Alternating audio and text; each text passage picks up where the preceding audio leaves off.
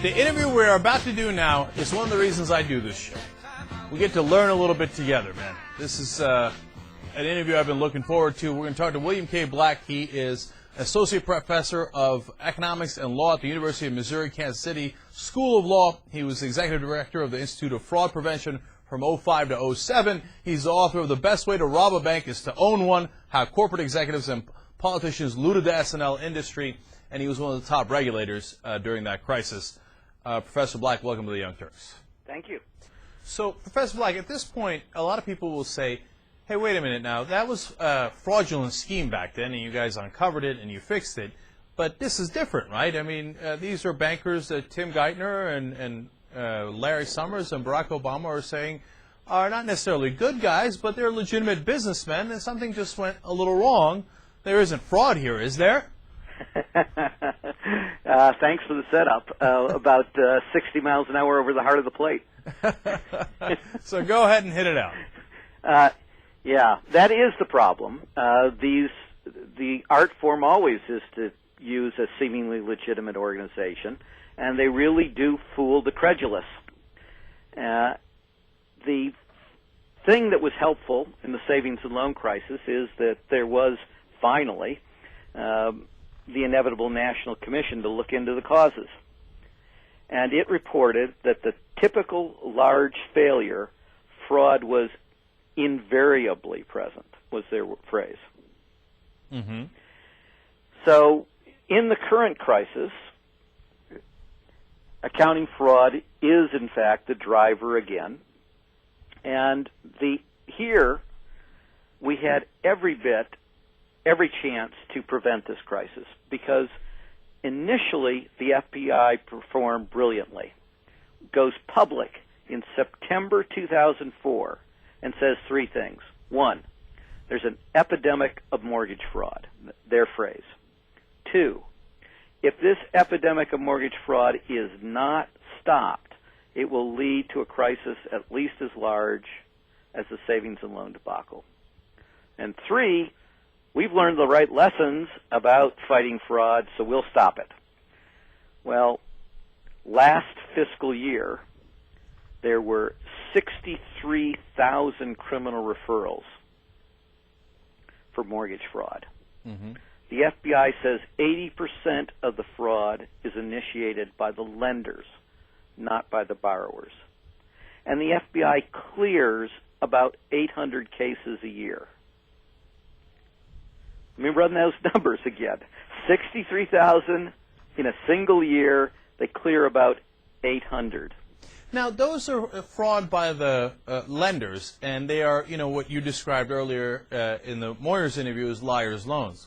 But then people will say, wait a minute now, what does that have to do with Ken Lewis, the CEO of Bank of America? He's not giving out these mortgages. It's someone way down the chain. Well, you could only give out these mortgages, of course, because it couldn't pass even the easiest of smell tests. These things reek from 2 blocks away, is by gutting your underwriting. So if you look at the savings and loans, this is the pattern that I was talking about that lets you identify. What you do first is gut the underwriting. Simultaneously, you gut your internal controls. Because the dynamic, think of how you optimize an accounting fraud. You have to grow really rapidly. That's the Ponzi scheme element. America is not a country where there are a whole lot of people making $300,000 a year that haven't been able to get a mortgage loan. So if you're going to grow really rapidly, it's not by making good quality loans. The only way to grow really rapidly is to make loans to people that aren't going to pay you back. Now, that's a big advantage because those folks will also agree to pay you a higher interest rate and higher fees because they have no other alternative. And, of course, the third element of magic is the old story in finance, and that is leverage to the nth. You put those three things together, and that's exactly what you had at the major lenders like IndyMac, WAMU, that were specializing in these kinds of loans. And it's not just liar's loans. It's not just all day. Subprime looked like this as well, and that's another category. All right, but let me take it a step further here. If you were in charge of the regulations here and making sure that this thing gets cleaned up, would you suggest that some of these top bankers in the country be arrested for fraud?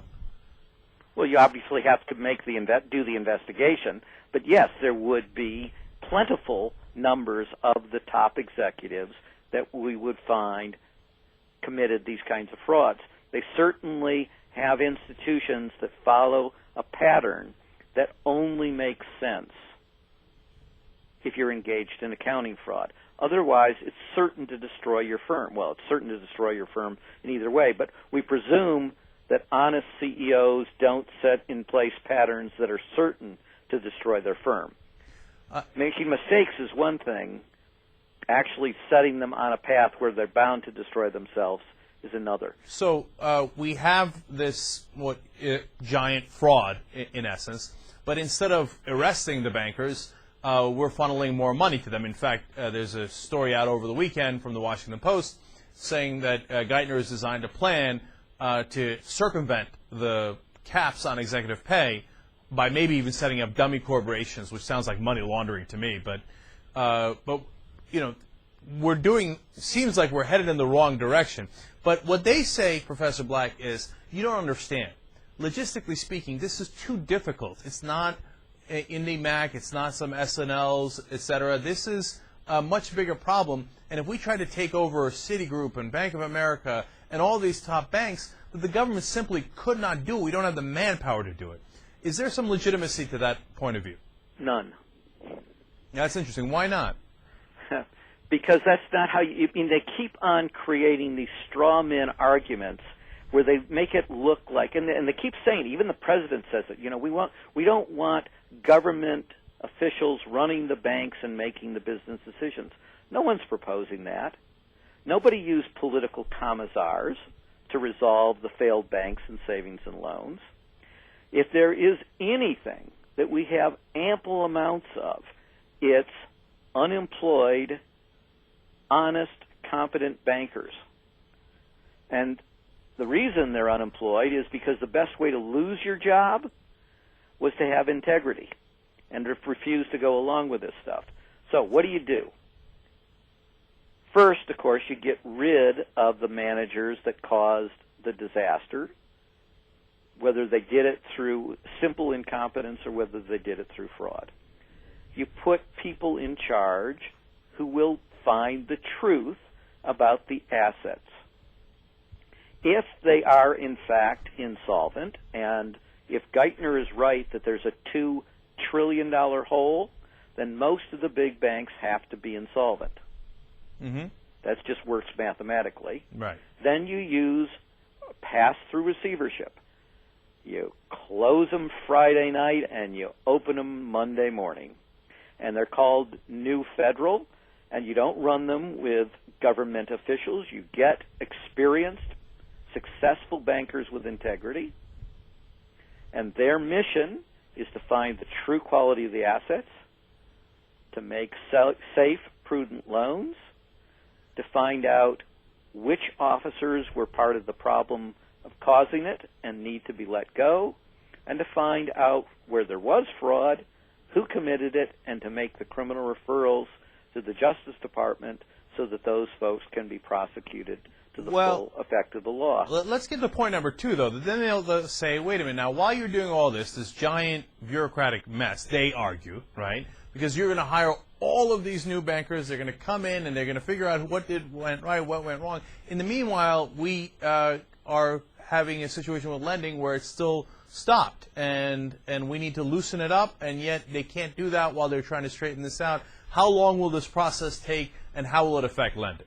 But it's just the opposite, right? There is a track record. There's an academic track. You know, people have written about this. The resolutions worked extremely well. The loans that were made, I mean, it's not disruptive in the way that they suggest. You don't need armies of folks, and they're not bureaucrats. For a large bank, you have to change about 20 officers at the worst. Mm-hmm. I mean, you're telling me we can't find 20 bank officers in the United States of America? And then Citibank would continue to give out loans to companies, individuals, etc., business as usual, except we're going through a restructuring, and we brought in these 20 guys who are going to do that restructuring, and not the old 20 guys who committed the fraud in the first place. That's right. And now if they find other people, obviously, that were complicit in the fraud, you have to replace other people down the road. But that's not hard to do either. It's not like you have to get rid of all the small people that went along with bad practices. I mean, no one suggests that you need to, wholesale fire everybody in the organization, unless there's some places that are essentially mob shops. But that we're not talking about Citi in that kind of situation. The new institutions, you put them in shape to be sold. And one of the ways you do that is by making good loans. And in fact, the loans made by these institutions in receivership turned out to be very sound quality. There was very little loss. They didn't shut down operations of prudent lending. There's no reason that you need to do that. So they're creating their own monster, their own straw man monster, and saying, well, we can't do something that would be stupid to do. But the government's never done it that way. So why are they doing this? They have to realize they're creating a straw man that doesn't really exist. They're almost doing what the opposition would do to them, but they're doing it to themselves. So what's the motivation? Why not do it the right way? I'm not sure that they know. I mean, it's not like any of these people have ever been successful regulators. That's a funny point. No, I mean, name me one of them in the senior ranks that was actually successful. But, they would argue, look, Tim Geithner and Larry Summers worked in the Clinton Treasury Department. They helped get through the Asian crisis. No, they helped make the Asian crisis worse. Really? How? Well, I don't know if we have time to get into that, but... No, they used the IMF-type policies that made things worse. Then he went to the IMF and he made things worse. I mean, the guy has a track record of failure everywhere he's gone. So why do you think Obama picked him then? Because he's a protege of Summers and Rubin.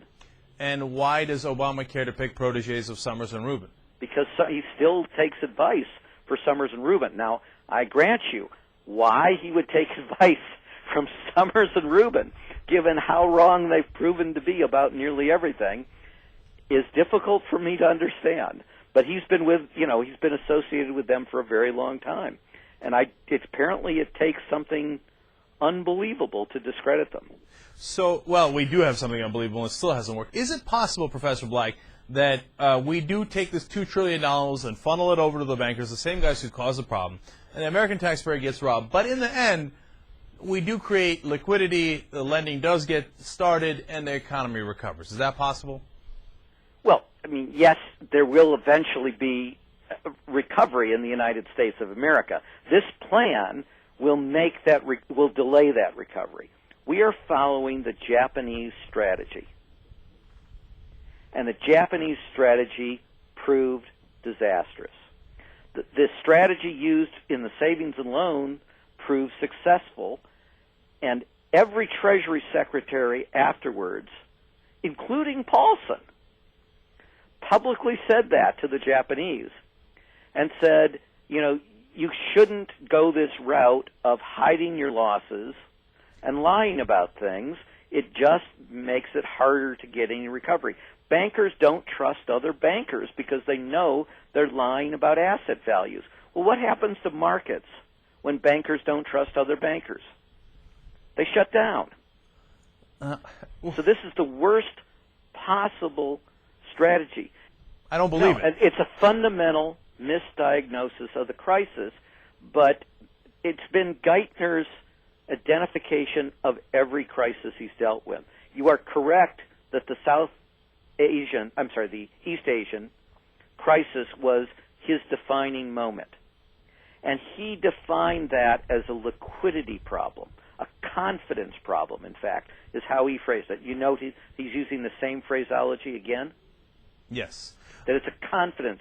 So if we just lie to the people enough, and if we can get them to believe our lies, then they'll be confident, and then we'll get through the recession at next to no cost. And, All right, so the banks will all be fine. Your thought is eventually we're going to recover, obviously, because that's how things work, and we're doing a stimulus bill and things unrelated to this. And then when we do, the people will say, you see, I'm worried that they'll say, you see, they were right. And all it'll cost us is several $100 billion if we're lucky, maybe a couple $1 trillion if we're unlucky, and that money will go to the same people who actually caused the problem, and life goes merrily along. Except that it's trillions, if we're lucky, will go under their plan to the people that caused the crisis. And it will be the greatest looting of the American people in our history, and it will destroy the Obama presidency if it continues. That's a strong statement, Professor Black. Before we let you go, I want to touch on CDSs real quick. We have these naked CDSs that seem to be simply gambling. Am I seeing that right? It seems like there are no underlying assets. And if that's true, why are we paying off those debts as the American taxpayer to the counterparties of AIG like Goldman Sachs? There's no good reason why we are paying them off. And the idea that we should reestablish these markets, which seems to be the driving force of Geithner and Summers, is disastrous. It will produce future crises as well as making the current crisis worse, and it is the type of thing that will destroy the presidency because we are bailing out favored, rich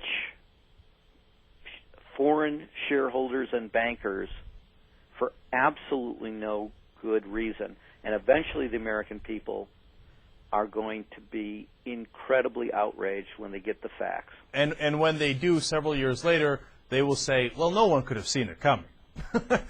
As we talk about it today, and we see it coming. So finally, I want to get this right, and I'm not sure about this. That's why I want to ask you. Did the companies like Goldman Sachs, did they put together these CDOs where they put in a bunch of these, some liars loans, some good loans, and they repackaged them, they put them as AAA, and then they sold them off, and so they got rid of their risk and they made money off the back end. And then did they bet against those same exact packages in those naked CDSs against AIG? So are they making money on both sides of that bet? Sometimes. They did many different things. Often they retained portions of the CDOs, which is why they're in disastrous shape. Sometimes they went different ways at different times. So at Goldman Sachs, Paulson is the guy that got Goldman Sachs heavily into the toxic waste. As soon as Paulson leaves, Goldman starts shorting the toxic waste. So, but then they made the money. I mean, because Hank Paulson made $600 million.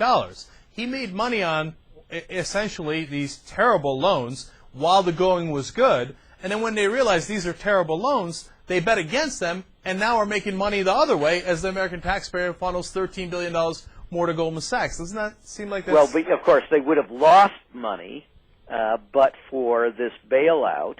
And, of course, it's a naked, obscene conflict of interest that Paulson would be deciding anything involving Goldman Sachs, the place he had just come from, the place that he had gotten into the subprime problem.